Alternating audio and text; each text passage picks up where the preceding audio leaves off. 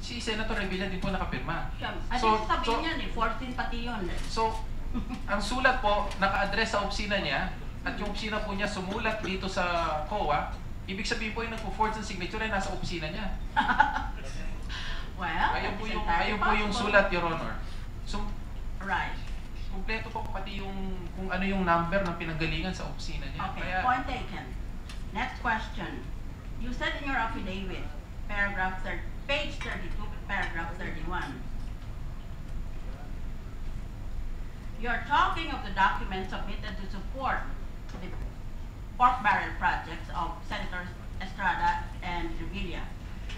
You say, quote, this clearly shows that the drafts of documents, both for the two senators, were apparently prepared by one and the same person or group, supporting the theory that what happened with PDAF-funded projects of Senators Revilla and Estrada was part of a grand conspiracy to plunder public funds. I'm very interested in your theory of the conspiracy, because you know, being a law student, in conspiracy, the law says that the act of one is the act of all. You don't really have to take part in the crime as long as there is a unity of design and there is unanimity in the mindset. Pay attention to me. I'm listening po, Your Honor. You're listening to me with your back turned.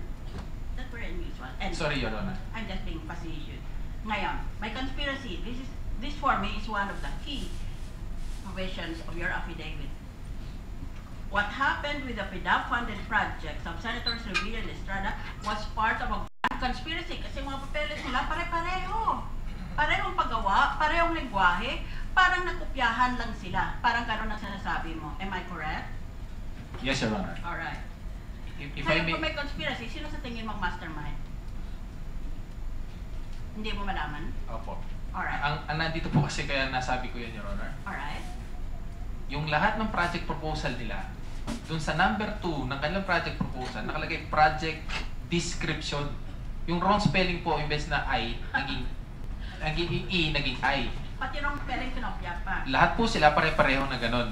Na wrong spelling yung kanilang project description, naglagay project description. Your Honor. Alright.